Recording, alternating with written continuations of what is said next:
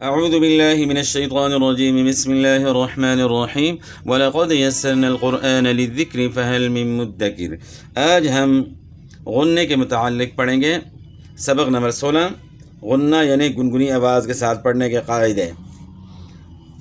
قاعدہ نمبر 1، جب نون اور میم پر شد ہو، یعنی نون بھی مشدد ہو اور میم بھی مشدد ہو تو ہمیشہ غنّہ ہوتا ہے۔ جب بھی نون مشدد ہو یا میم مشدد ہو، یعنی ان کے اوپر شد ہوگی تو ہمیشہ غنّہ ہوگا، اس کے لیے کوئی اور شرط اس کے ساتھ نہیں۔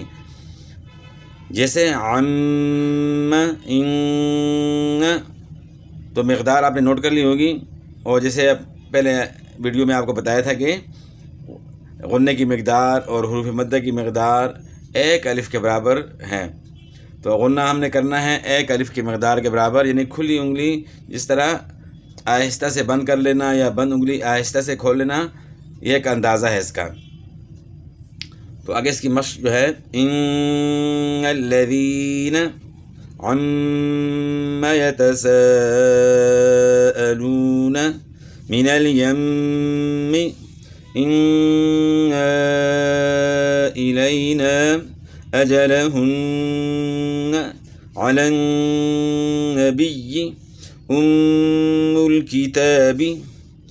تو اس طرح جو ہے غنّہ ہم نے کرنا ہے، جہاں جہاں بھی نون مشدد آئے گا، میم مشدد آئے گا، تو اسی طریقے سے اس میں غنّہ کرنا ہے جو ہے۔ اب قاعدہ نمبر 2، قاعدہ نمبر جو ہے، میم ساکن پر غنّہ اس وقت ہوگا جب اس کے بعد میم اور با ہوں۔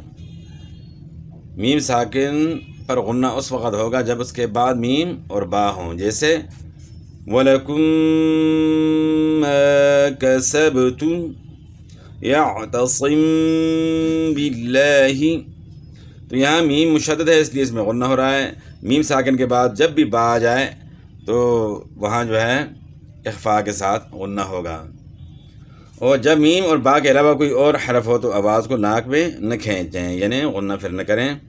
جیسے مثلا الحمد، یعنی حمد کر کے نہیں پڑھنا، میم میں غنّہ نہیں کرنا۔ الحمد، لم یلد، یہ لم یلد کر کے نہیں پڑھنا۔ اس طرح ولم یولد ولم یکن لہ، تو اس میم ساکن میں جو ہے غنّہ نہیں کرنا۔ نون مشدد ہوگا تب جو ہے غنّہ ہوگا، میم مشدد ہوگا تب غنّہ ہوگا، یعنی میم ساکن میں غنّہ نہیں ہوگا، میم مشدد میں ہوگا، یعنی اوپر شد ہوگا، ڈبلیو بنا ہوگا، تب جو ہے نا غنّہ ہوگا۔ تو اب اس کی جو ہے نا کہ مشق، ام بظاہر ام من خلقنا، تو یہاں جو ہے میم مشدد میں جو ہے نا غنّہ ہو رہا ہے۔ وانتم مسلمون، تو میم مشدد میں یہاں بھی غنّہ ہے، اور نون ساکن کا قاعدہ الگ ہے، وہاں اخفاء ہوتا ہے، اس کا الگ قاعدہ ہے، یہاں صرف ہم نون مشدد اور میم مشدد کی بات کر رہے ہیں۔ الم یروا علیہم بمسیطر، میم ساکن کے بعد با ہے، یہاں جو ہے غنّہ ہو رہا ہے اخفاء کے ساتھ۔ اسی طرح الم نجعل لہ، ام زاغت فدمدم علیہم ربهم بذنبهم فسواها الذین هم عن صلاتهم ساہون۔ تو یہ اس کی جو ہے نا مثالیں تھیں کہ میم مشدد اور میم مشدد اور نون مشدد میں جو ہے نا غنّہ ہم نے کس طرح کرنا ہے۔ اب ہم نے قاعدہ نمبر 3 پڑھنا ہے۔ قاعدہ نمبر 3 میں کیا ہے، نون ساکن کے متعلق ہے۔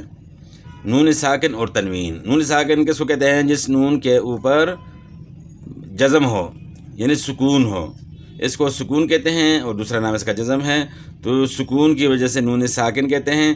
اور تنوین کسے کہتے ہیں؟ تنوین 2 زبر 2 زیر 2 پیش کو تنوین کہتے ہیں۔ تو قاعدہ نمبر 3 میں ہم نے پڑھنا ہے کہ نون ساکن اور تنوین کے بعد اگر حروف حلقی میں سے کوئی حرف آ جائے، جو کہ 6 ہیں، حمزہ، ہ، عین، ح، غین، خ، یہ آ جائیں، یا پھر لام اور را آ جائیں، تو پھر کیا ہوگا؟ غنّہ نہیں ہوگا۔ اس کے علاوہ جو ہے باقی جو حروف ہیں ان کے اندر غنّہ ہوگا۔